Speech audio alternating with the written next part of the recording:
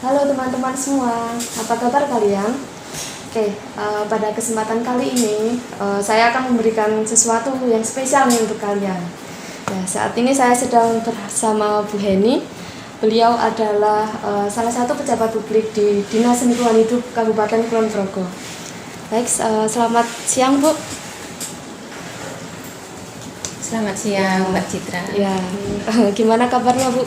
Baik Mbak Citra sehat? Ya, Citra sehat Bu.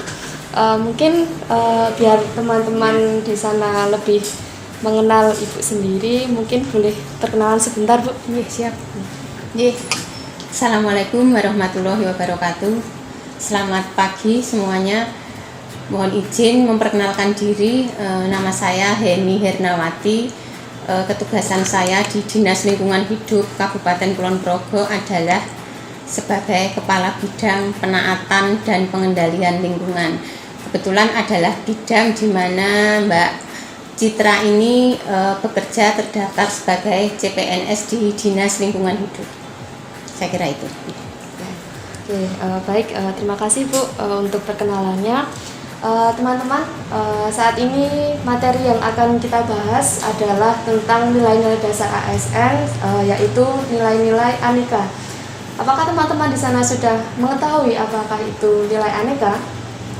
Ya, jika belum, mungkin di sini Ibu mau membagikan ya Bu ya, mungkin beberapa informasi atau pengetahuan ataupun bahkan pengalaman dari Bu Heni sendiri dalam pelaksanaan nilai-nilai aneka sendiri. Mungkin untuk Ibu, nilai aneka itu apa sih Bu? Jadi sepanjang yang saya tahu kalau aneka di situ adalah terkait dengan akuntabilitas, kemudian nasionalisme, etika publik, komitmen mutu dan juga anti korupsi. Saya kira dari kelima aspek ini sangat mewarnai dan sangat besar peranannya terkait dengan ketugasan seorang pegawai negeri sipil. Jadi dalam keseharian melaksanakan ketugasan, 5 poin ini banyak sekali berpengaruh, entah itu dalam pengambilan keputusan di tataran pimpinan ataupun dalam pelaksanaan pekerjaan di tataran administrasi, di tataran staf seperti itu. Mungkin terkait dengan akuntabilitas ini sangat penting sekali, karena akuntabilitas di era seperti ini mungkin dikaitkan dengan transparansi seperti itu. Jadi segala hal yang kita lakukan dalam ketugasan kita ini sebisa mungkin akuntabel, bisa dipertanggungjawabkan, baik itu kepada publik, masyarakat ataupun kepada instansi yang memberi dana ataupun kegiatan.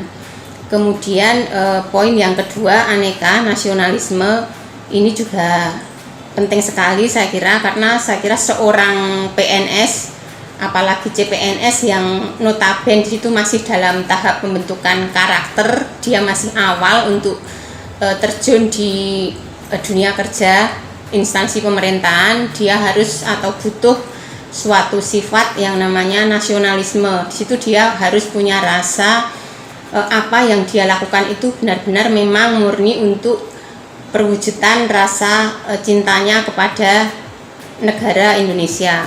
Itu yang masuk di nasionalisme. Kemudian etika publik ini juga menjadi hal yang penting, apalagi ketika seorang PNS di situ mungkin ketugasan kesehariannya dia banyak berhubungan atau melayani untuk masyarakat, misalnya terkait dengan perizinan seperti itu. Jadi etika publik di sini menjadi salah satu faktor kunci untuk lancarnya suatu pelaksanaan pekerjaan. Kemudian komitmen mutu ini saya kira juga sangat penting, karena komitmen mutu di sini akan bisa digunakan sebagai tolok ukur untuk nanti keberhasilan suatu pekerjaan. Jadi ketika di situ terukur jelas ada komitmen mutu, saya kira untuk output yang menjadi target ini akan bisa dicapai sesuai dengan yang direncanakan. Kemudian yang terakhir, yang anti korupsi, ini juga saya kira ini malah yang paling penting karena untuk anti korupsi ini harusnya menjadi apa nih? Menjadi mindset yang sejak awal harus sudah ditanamkan, terutama dari CPNS seperti ini, seperti Mbak Citra, harus sudah tertanam bahwa melaksanakan ketugasan sehari-hari ini harus bebas dari korupsi. Jadi ketika dia nanti melaksanakan pekerjaan atau lebih jauh ketika suatu saat sudah menduduki suatu jabatan tertentu dalam ketugasannya, dia akan punya sikap mental yang terjaga, sudah tidak ada kecenderungan untuk menyalahgunakan jabatan ataupun ketugasannya untuk kepentingan pribadinya, seperti itu. Jadi untuk kelima poin yang tadi tertuang dalam budaya aneka, ini mulai dari tadi sudah saya uraikan satu persatu: akuntabilitas, kemudian nasionalisme, etika publik, komitmen mutu, dan juga anti korupsi. Ini saya kira harusnya menjadi suatu kesatuan yang itu secara komprehensif, saling terintegrasi, bisa menjadi pola pikir ataupun menjadi budaya yang itu tertanam pada diri seorang pegawai negeri sipil, dan itu akan sangat strategis ketika diawali, ketika seorang masih duduk di CPNS sudah tertanam karakter-karakter seperti di budaya aneka ini, seperti itu Mbak Citra. Wah ya, jadi sangat lengkap ya teman-teman ya.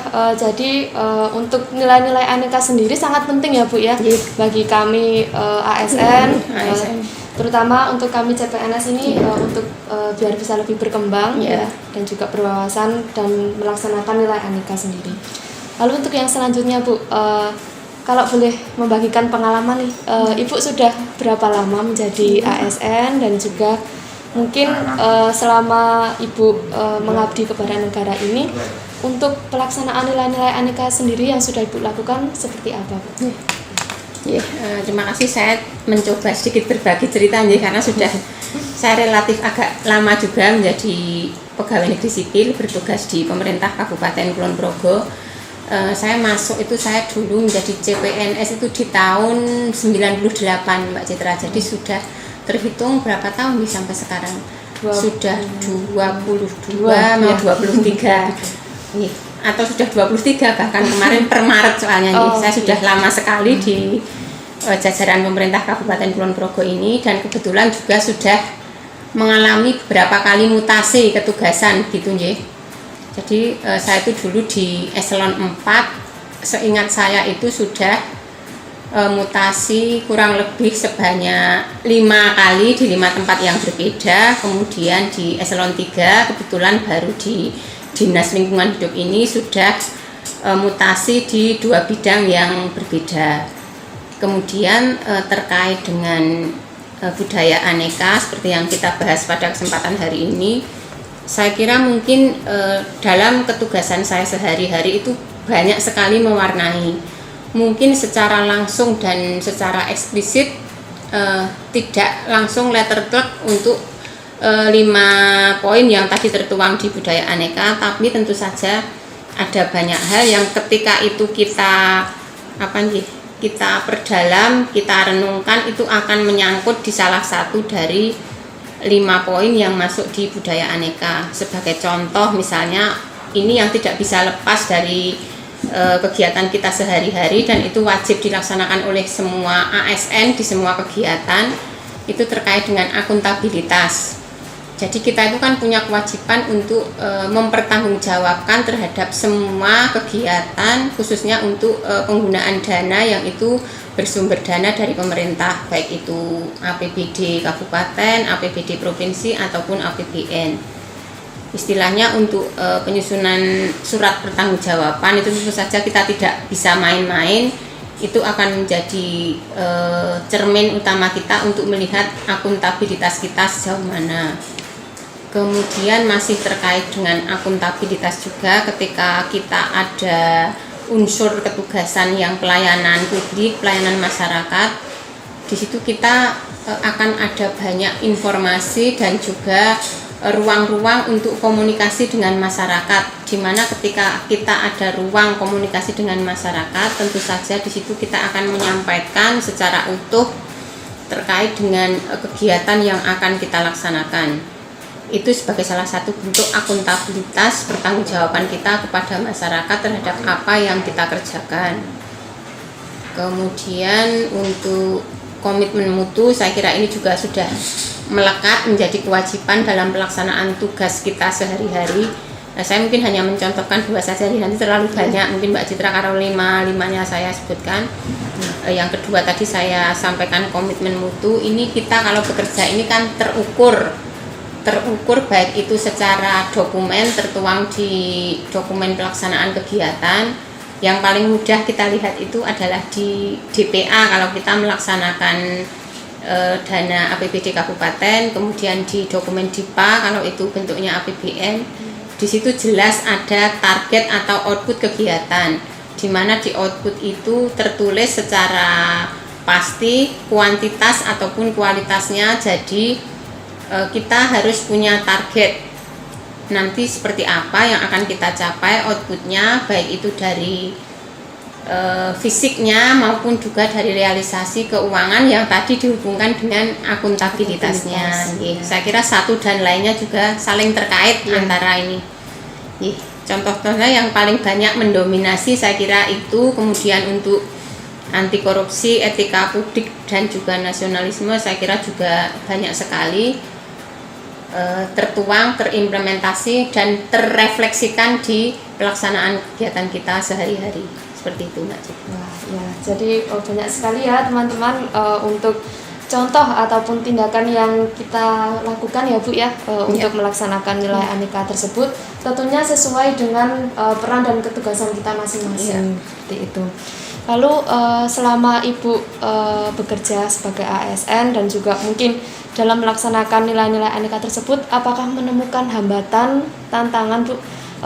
Mungkin juga bahkan resiko ya Bu ya ketika kita melaksanakan itu, karena mungkin masih ada beberapa orang yang mungkin belum bisa melaksanakan nilai aneka atau bahkan seperti tidak ingin tahu lah Bu ya, Seperti itu. Ya tentu saja ada Mbak Citra, namanya juga manusia ya, tentu saja banyak hambatan, banyak rintangan yang sebenarnya itu dari awal sebenarnya tidak kita inginkan, tapi ketika di perjalanan kita melaksanakan pekerjaan, kegiatan itu akan muncul mewarnai pelaksanaan kegiatan kita. Kerikil-kerikil itu tentu saja tetap ada.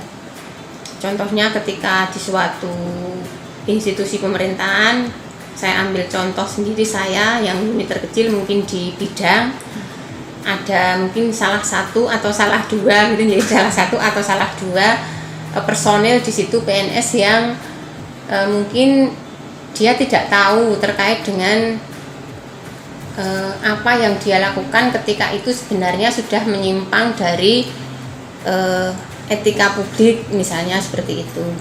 Jadi kita itu ketika sifatnya melayani publik sebenarnya kan punya semacam SOP, standar operasional prosedur, dan itu harusnya kita taati ketika kita berhadapan dengan masyarakat.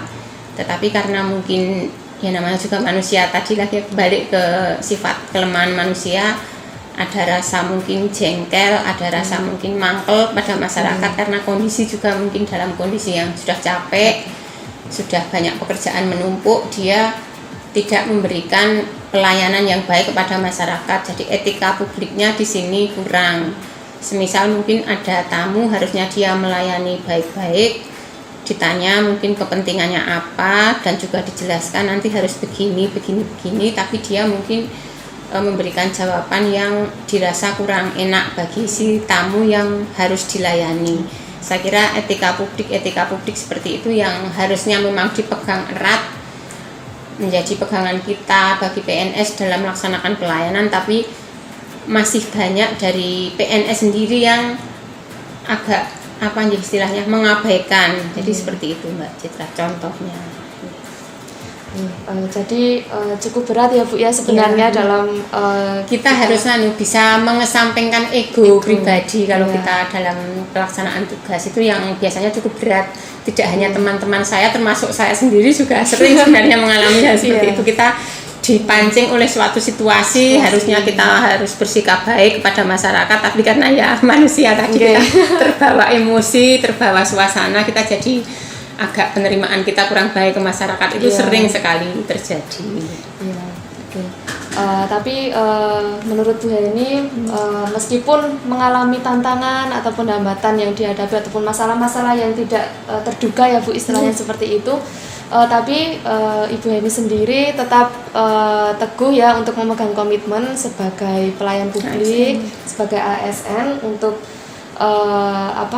outputnya baik untuk instansi, untuk pemerintah maupun untuk masyarakat itu sendiri. Lalu untuk selanjutnya nih Bu, kita kan ada di lingkungan instansi pemerintah Kabupaten Ponorogo, khususnya di Dinas Lingkungan Hidup. Menurut Ibu, apakah yang dapat kita lakukan sebagai ASN ataupun PNS untuk meningkatkan pelaksanaan nilai-nilai aneka tersebut? Tentu saja yang pertama kita kembali ke niat awal kita ketika menjadi PNS, dan itu masih di ranah CPNS, mungkin harus ditanamkan di situ Mbak Citra. Kita itu kalau orang awam kan sudah tahu kalau jadi pegawai negeri sipil itu kan gajinya bisa diketahui. Mungkin tidak banyak seperti ketika kita menjadi pegawai swasta, itu kita sudah tahu sejak awal. Jadi mau tidak mau dari awal itu kita sudah ada niatan untuk mengabdi kepada masyarakat, kepada pemerintah, kepada gampangannya kepada negara, nusa bangsa, seperti itu ya. Jadi tidak bisa kita pungkiri bahwa dengan kondisi ketugasan kita yang seperti apapun, mindset bahwa kita ada jiwa pengabdian itu harus tetap kita pegang. Ketika suatu saat kita merasa ada sesuatu hal yang mungkin membuat kita lelah, membuat kita capek, membuat kita marah, membuat kita merasa ingin meninggalkan dunia PNS, itu kita ingat, kita kembalikan lagi ke awal. Oh, dulu niat saya awal seperti ini. Lagi pula ketika saya nggak tahu Mbak Citra kemarin sudah ada sumpah gitu atau belum ya? Tapi di awal ketika kita masuk, tahapannya mungkin nanti setelah ini selesai diklat dasar, nanti ada sumpah pegawai di awal, itu kita berkomitmen di situ Mbak Citra. Kita ada banyak hal yang itu kalau orang Jawa bilang itu ditanting ke kita. Kita itu menjadi PNS itu nanti harus seperti ini. Dan itu kebanyakan isinya juga tidak berbeda banyak dengan yang tertuang di budaya aneka tadi. Kita siap menjalani, kita siap menjadi PNS dengan segala konsekuensinya.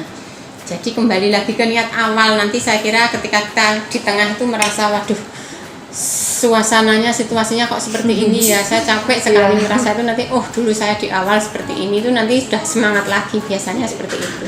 Itu kalau pengalaman saya selama hampir 23 tahun menjadi pegawai negeri sipil. Seperti itu Mbak Citra. Baik, jadi cukup banyak ya teman-teman ya apa yang dapat kita lakukan ya Bu sebagai seorang ASN, terutama niat awal kita ataupun kita dulu saat menjadi PNS seperti apa sih, mungkin tujuan kita, niat kita, dan juga semangat kita ya. Mungkin seiring berjalannya waktu tentu akan terbentuk itu ya, nanti. Bukan hal mudah ya Bu sebenarnya. Bukan mudah, tapi seiring ada pengalaman nanti mendapatkan pembelajaran dan juga pengalaman yang itu nanti akan otomatis akan terbentuk di kita seperti itu.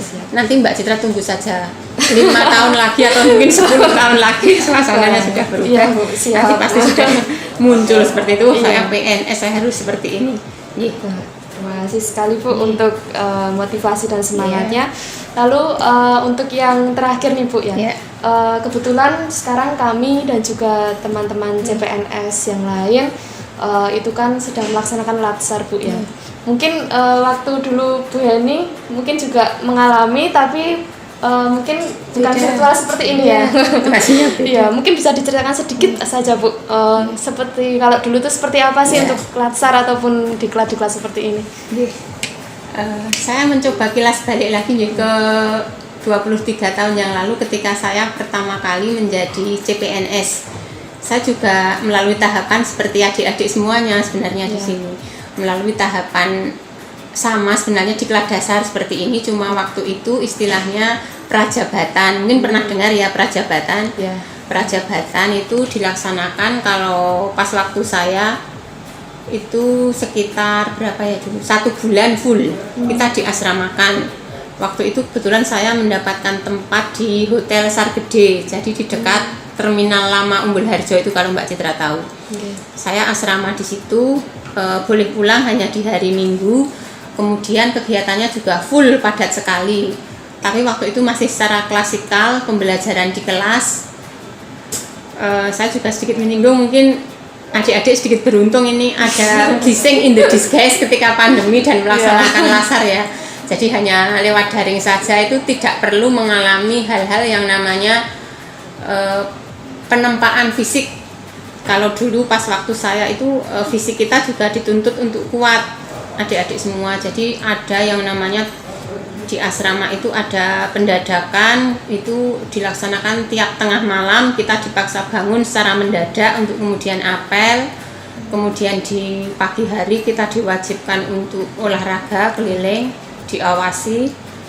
Itu juga kalau saya boleh kasih istilah itu agak semi militer seperti itu. Jadi seperti tentara yang baru masuk di awal itu, kita jalan-jalan di sekitar lokasi asrama kita, kemudian sambil teriak-teriak, olahraga, lari-lari, sambil ada kegiatan apa yang harus dilaksanakan seperti itu.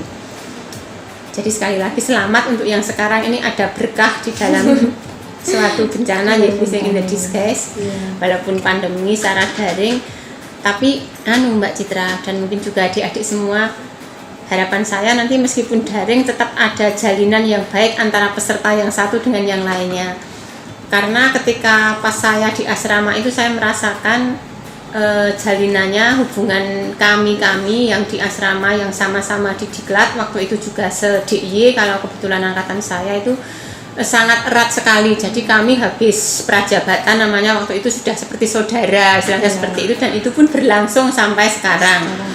Ketika kami sudah sekian tahun bekerja di ketugasan masing-masing di pemerintah kabupaten masing-masing, dan ketika kami dipertemukan kembali pun kita masih ingat antara yang satu dengan yang lain. Contohnya saya itu ketemu teman prajabatan saya ketika Diklat tim 4, ketika Diklat tim 3 itu sudah langsung masih mengenali, wah ini teman saya.